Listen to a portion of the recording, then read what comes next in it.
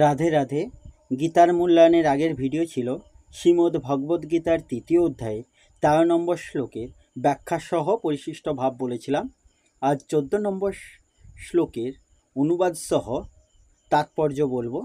১৪ নম্বর শ্লোক সংস্কৃতে বলা হয়েছে, অন্নাদ ভবন্তি ভূতানি পর্জনাত অন্ন সম্ভব যজ্ঞাদ ভবতি পর্জন্যে যজ্ঞ কর্ম সমুদ্ভব। এর অনুবাদ হলো, সমস্ত প্রাণীরা অন্ন খেয়ে জীবন ধারণ করে।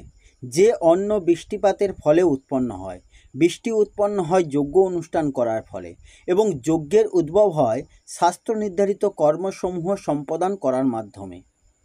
এই শ্লোকের তাৎপর্য হলো, শ্রীমদ্ ভগবদ্গীতার মহান ভাষ্যকার আচার্য শীল বলদেব বিদ্যাভূষণ লিখেছেন, পরমেশ্বর ভগবান যজ্ঞ পুরুষ, অর্থাৎ তিনি সমস্ত যজ্ঞের ভোক্তা। তিনি সমস্ত দেবদেবীরও ঈশ্বর। দেহের অঙ্গ প্রত্যঙ্গ যেমন সারা দেহের সেবা করে, ভগবানের অঙ্গস্বরূপ বিভিন্ন দেবদেবীরাও তেমন ভগবানের সেবা করেন।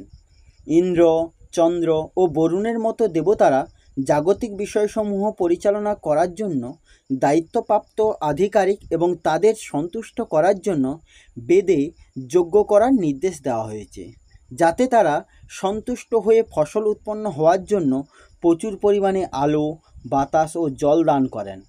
ভগবান শ্রীকৃষ্ণের আরাধনা করা হলে ভগবানের অঙ্গস্বরূপ দেবদেবীরাও একাধারে পূজিত হন, তাই তাদের আর আলাদা করে পূজা করার কোনো প্রয়োজন হয় না। এই কারণেই কৃষ্ণ ভাবনাময় ভগবত ভক্তরা ভগবানকে সমস্ত খাদ্যদ্রব্য নিবেদনপূর্বক তা গ্রহণ করেন, যার ফলে দেহ চিন্ময় তত্ত্ব প্রাপ্ত হয়। এভাবে খাদ্য গ্রহণ করার ফলে শুধু যে দেহের মধ্যে সঞ্চিত বিগয় সমস্ত পাপকর্মের ফলসমূহ নষ্ট হয়ে যায় তাই নয়, জড়জ প্রকৃতির সমস্ত কলুষ থেকেও দেহ বিমুক্ত হয়। যখন কোনো সংক্রামক ব্যাধি মহামারী রূপে ছড়িয়ে পড়ে, তখন প্রতিষেধক টিকা ওই রোগের আক্রমণ থেকে মানুষকে রক্ষা করে। তেমনি ভগবান বিষ্ণুকে অর্পণ করার পরে সেই আহার্য প্রসাদরূপে গ্রহণ করলে জাগতিক কলুষতার প্রভাব থেকে সম্পূর্ণভাবে রক্ষা পাওয়া যায়, এবং যারা এরকম আচরণে অভ্যস্ত তাদের বলা হয় ভগবত ভক্ত। তাই কৃষ্ণ ভাবনাময় ব্যক্তি, যিনি কেবল কৃষ্ণ প্রসাদই গ্রহণ করেন, তিনি বিগত জড় সংক্রমণগুলিকে প্রতিরোধ করতে পারেন। এই সংক্রমণগুলি আত্মোপলব্ধির উন্নতির পথে বাধাস্বরূপ। পক্ষান্তরে যে এটি করে না, তার পাপের বোঝা বাড়তে থাকে, এবং তার মনোবৃত্তি অনুসারে সে পরবর্তী জীবনে সমস্ত পাপকর্মের ফল ভোগ করার জন্য শূকর ও কুকুরের মতো নিকৃষ্ট পশুদেহ ধারণ করে। এই জড় জগৎ কলুষতাপূর্ণ। কৃষ্ণপ্রসাদ গ্রহণ করার ফলে এই কলুষে আক্রমণ থেকে রক্ষা পাওয়া যায়, আর তা না করলে এই কলুষের শিকার হতে হয়।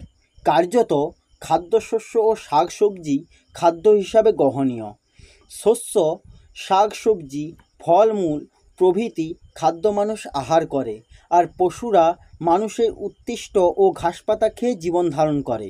আমিষ ভক্ষণকারী মানুষদেরও প্রকৃতপক্ষে গাছপালার উপরও নির্ভর করতে হয়, কারণ তাদের আহার্য পশুগুলিও গাছপালা ও অন্যান্য উদ্ভিদের দ্বারাই পুষ্ট হয়।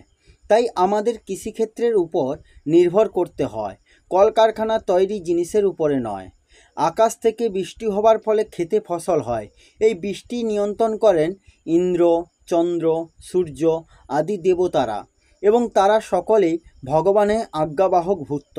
যজ্ঞ করে ভগবানকে তুষ্ট করা যায়, তাই যারা তা সম্পাদন করতে পারে না তারাই অভাবগ্রস্ত হয়। সেটিই প্রকৃতির নিয়ম। তাই যজ্ঞ, বিশেষ করে এই যুগের জন্য নির্ধারিত সংকীর্তন যজ্ঞ আমাদের অবশ্যই সম্পাদন করতে হবে, অনন্তপক্ষে খাদ্যাভাব থেকে রক্ষা পাওয়ার জন্য। এই হলো শ্রীমদ্ ভগবদ্গীতার ৩য় অধ্যায়ে ১৪ নম্বর শ্লোকের অনুবাদ সহ তাৎপর্য। আসবো পরের ভিডিওতে। রাধে রাধে। জয় শ্রীকৃষ্ণ। জয় গীতা।